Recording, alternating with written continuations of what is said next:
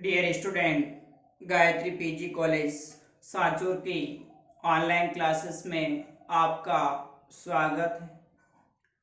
आज हम BSc part second organic chemistry में नेक्स्ट जो टॉपिक है types of Cannizzaro reaction and Reformatsky की रिएक्शन।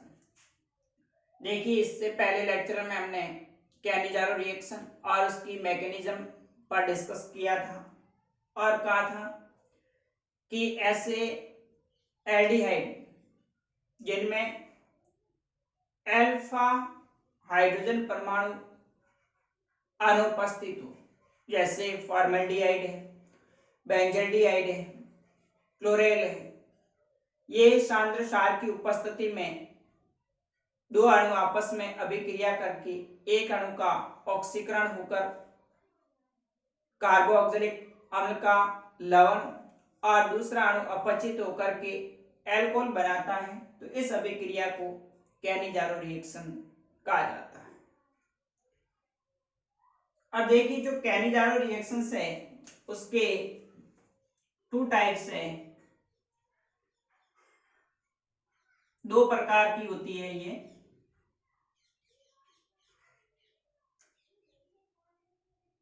एक होता है क्रॉस कैनिजारो रिएक्शन और दूसरी इंटरनल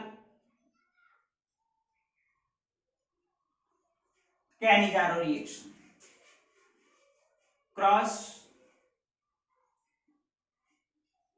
कैनिजारो रिएक्शन और दूसरा इंटरनल कैनिजारो रिएक्शन। सबसे पहले हम बात करें तो क्रॉस कैनिजारो रिएक्शन क्या होती है। तो क्रॉस कैनिजारो रिएक्शंस के अंदर दो भिन्न भिन्न एल्डिहाइड जिनके अंदर अल्फा हाइड्रोजन परमाणु अनुपस्थित हो, वो सांद्र क्षार की उपस्थिति में अभिक्रिया करके आपस में एक अणु का ऑक्सीकरण होकर के कार्बोक्सिलिक अम्ल का लवण और दूसरा अणु अपचित होकर के एल्कोहल बना देता है।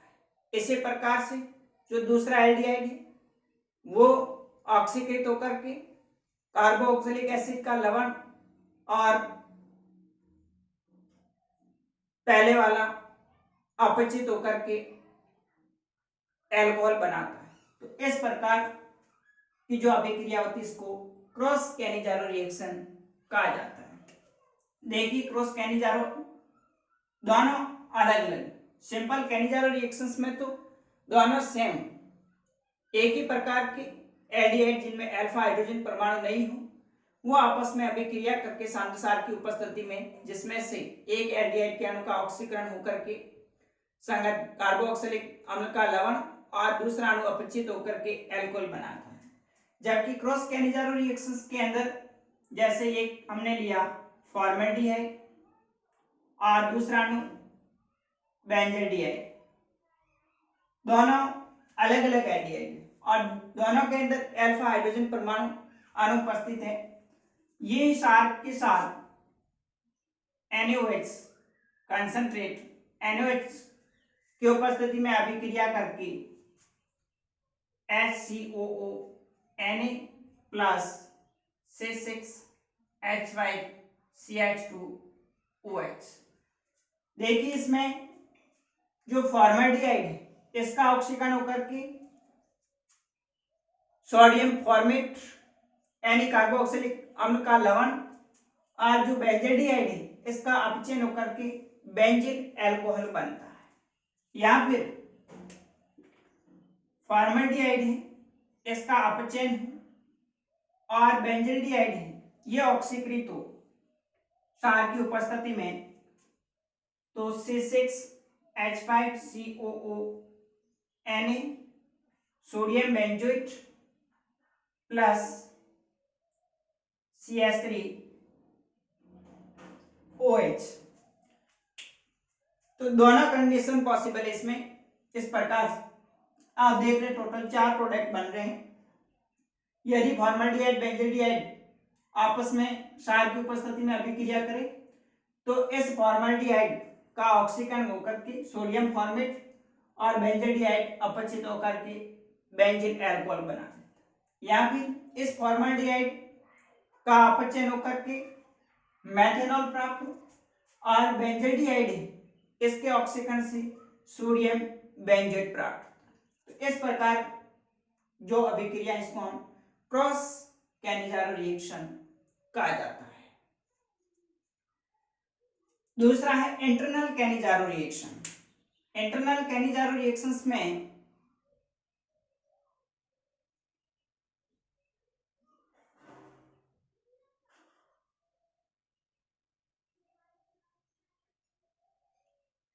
डाई एल्डिहाइड लेंगे और इस डाई एल्डिहाइड के अंदर एक CHO समूह का ऑक्सीकरण होकर के कार्बोक्सिलिक लवण और दूसरा एल्डिहाइड जो ग्रुप है वो अपचित होकर के अल्कोहल बनाता है। तो इस प्रकार की जो अभिक्रिया इसको हम इंटरनल कैनिजारो रिएक्शन कहा जाता है। देखिए इंटरनल कैनिजारो के अंदर डाई एल्डिहाइड CHO CHO ग्लाइऑक्सेल कहा जाता है इससे, और ये कंसंट्रेट NaOH सांद्र क्षार की उपस्थिति में इसका जो एक अणु है वो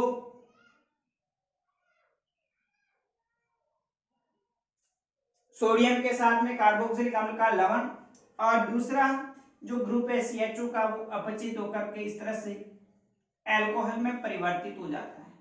तो इस अभिक्रिया को हम इंटरनल कैनिजारो रिएक्शन कहा जाता है। तो इंटरनल कैनिजारो रिएक्शंस के अंदर डाई एल्डिहाइड जो है वो सांद्र क्षार के साथ अभिक्रिया करवाने पर एक एल्डिहाइड समूह का ऑक्सीकरण तो दूसरे का अपचयन होता है। तो इस प्रकार से आप देख रहे हैं सोडियम ग्लाइकोलेट बनता है।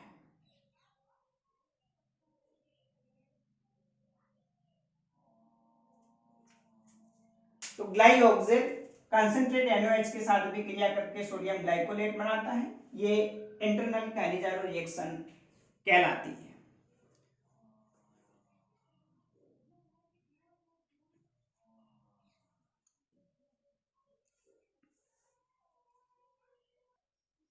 देखिए इसकी मैकेनिज्म की बात करें इंटरनल कैनिजारो रिएक्शंस के अंदर तो किस तरह से ये अभिक्रिया होगी।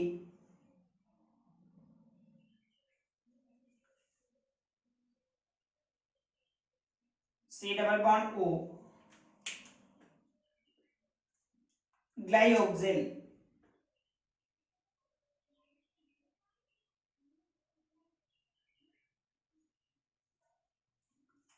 इस पर base OH minus ion nucleophile किसी एक कार्बोनिल कार्बन पर अटैक करेगा और O पर minus HC double bond O C O पर माइनस आ जाएगा, OH न्यूक्लियोफाइल जुड़ जाएगा H।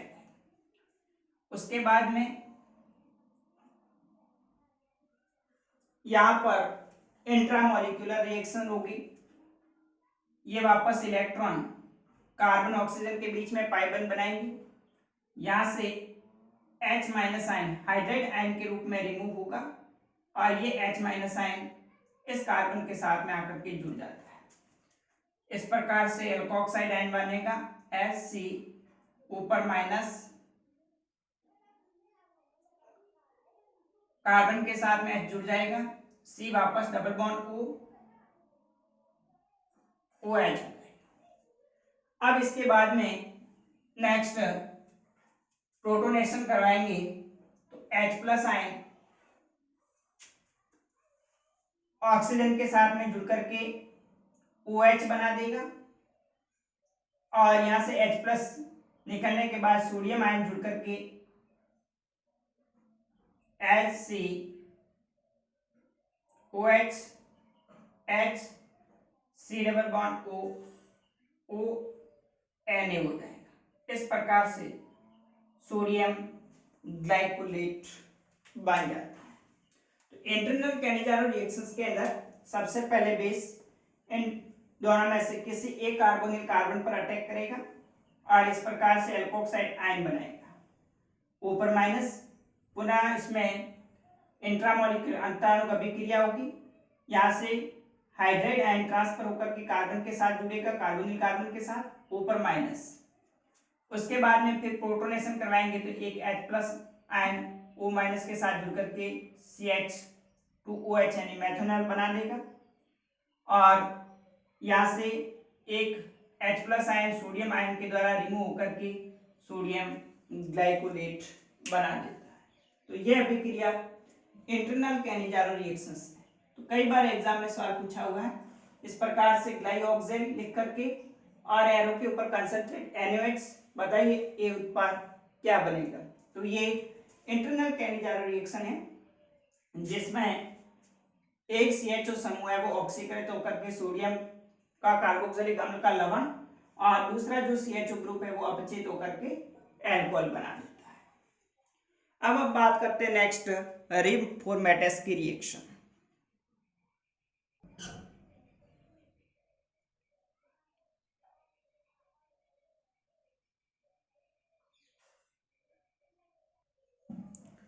नेक्स्ट है रिबफॉर्मेटस की रिएक्शन।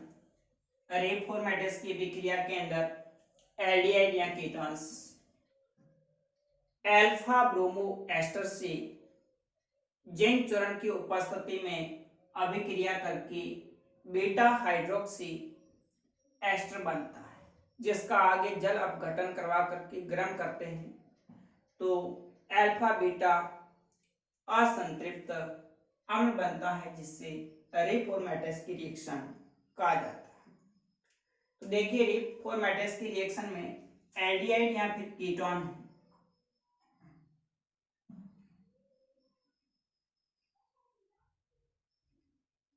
इसकी अभिक्रिया अल्फा ब्रोमो एस्टर,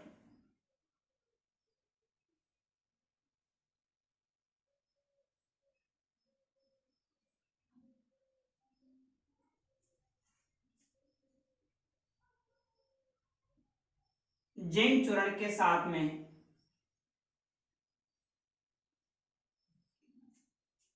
अभिक्रिया करके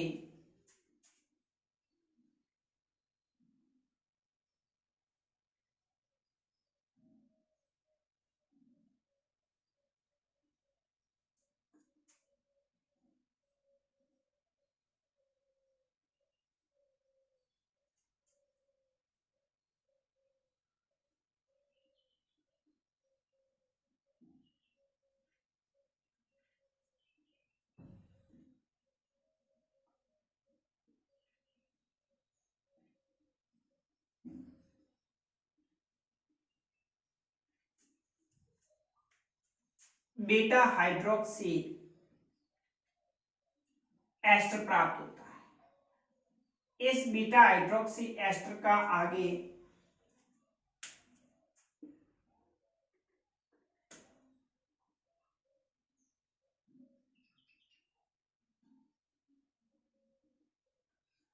जल अपघटन करवा करके इसको गर्म करते हैं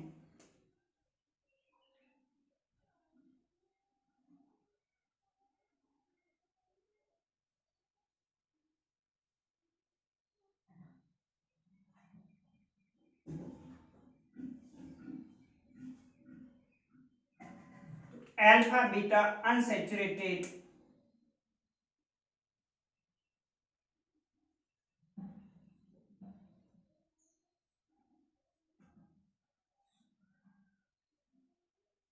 एसिड प्राप्त होता है। इस अभिक्रिया को रिबफॉर्मेटस की रिएक्शन कहा जाता है। ये एसीटोन है।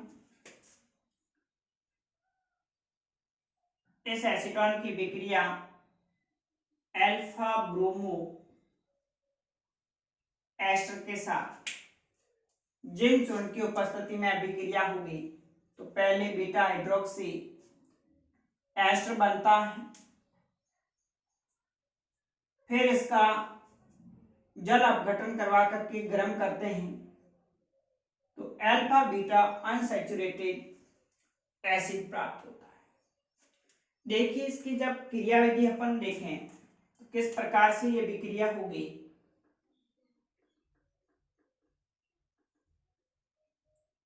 सबसे पहले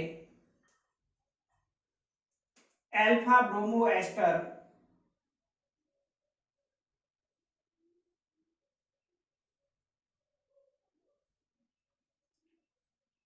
जिंक के साथ अभिक्रिया करके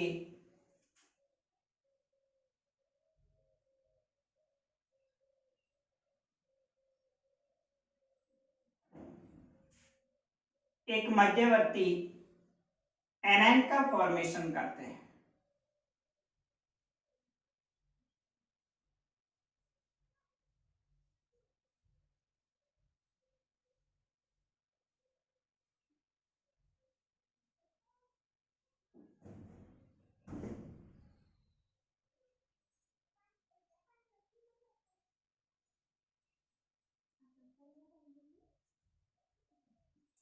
इस प्रकार से आप देख रहे हैं तो जिंक धातु होती है वो इस Br को लेकर के ZnBr बना देती है और ZnBr बनने के बाद O पर माइनस ZnBr ऑक्सीजन के साथ में जुड़ जाएगा। यहाँ से जो इस CH2 माइनस बनेगा वो एनायन अपने इलेक्ट्रॉन कार्बन कार्बन के बीच में लेकर के एक पाई बंध बना देता है। अब इस एनायन का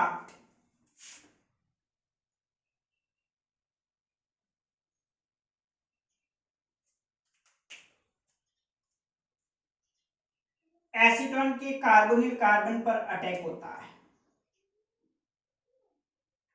CH3 C double bond O CH3 plus CH2 double bond C O ZnBr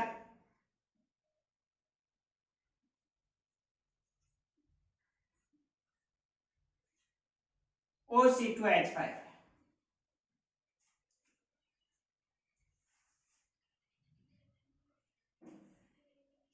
यहां से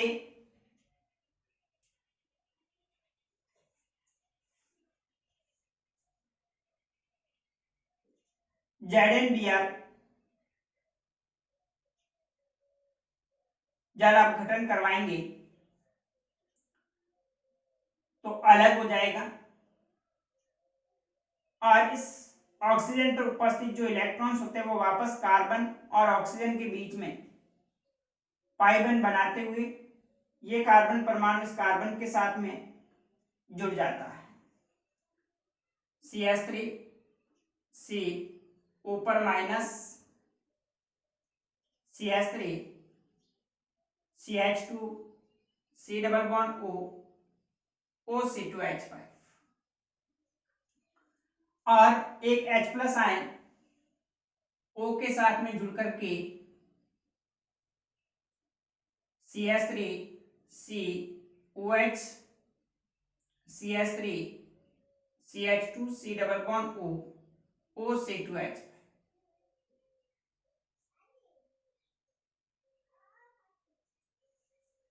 बीटा हाइड्रोक्सी एस्टर प्राप्त होता है। इस बीटा हाइड्रोक्सी एस्टर को आगे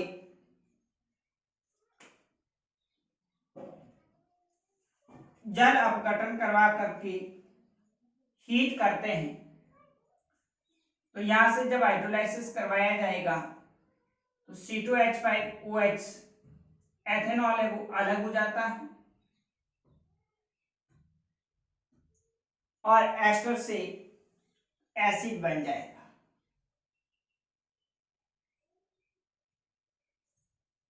CH2 C double bond O OH C2H5OH remove हो जाएगा। अब आगे जब इसको हीट करेंगे, अल्फा कार्बन परमाणु पर उपस्थित एक हाइड्रोजन और बीटा कार्बन परमाणु पर उपस्थित OH समूह H2O अणु के रूप में रिमूव हो जाता है। यहां से ये अल्फा कार्बन पर उपस्थित हाइड्रोजन और बीटा कार्बन पर उपस्थित OH H2O अणु के रूप में रिमूव हो जाएगा और अल्फा बीटा असंतृप्त अम्ल बनता है। Double bond CH COOH alpha beta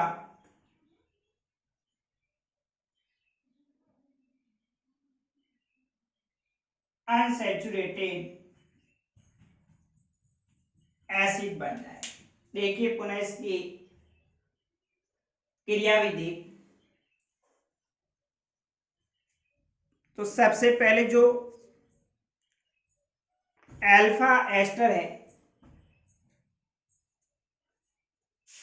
alpha bromo ester zinc धातु के साथ अभिक्रिया करके इस प्रकार से आप देख रहे हैं अल्फा बीटा अनसैचुरेटेड एक ZnBr के साथ एल्कोक्साइड आयन बनेगा।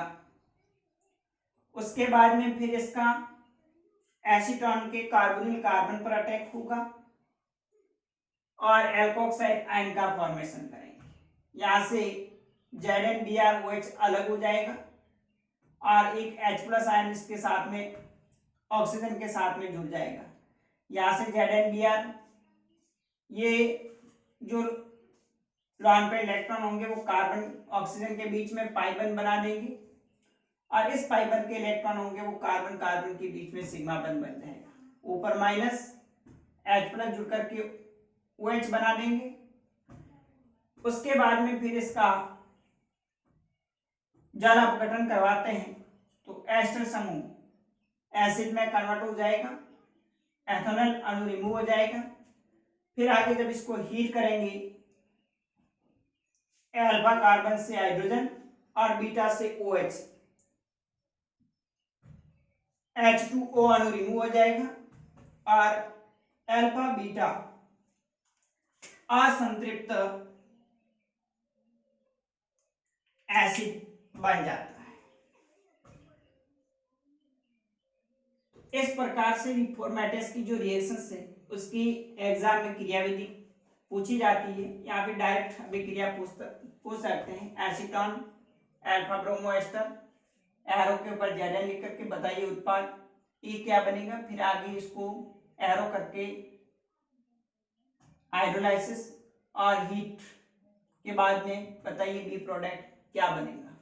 तो एल्डिहाइड और कीटोन होते हैं वो बीटा अल्फा ब्रोमो एस्टर के साथ जिंक चूर्ण की उपस्थिति में अभिक्रिया करके पहले बीटा हाइड्रोक्सी एस्टर बनता है जिसका जल अपघटन करवाकर गर्म करने पर अल्फा बीटा असंतृप्त अम्ल बनता है। इसे रिफॉर्मेटिस की अभिक्रिया कहा जाएगा। अब हम नेक्स्ट कुछ अपचयन रिएक्शन है उसका नेक्स्ट अगले लेक्चर में डिस्कस करेंगे।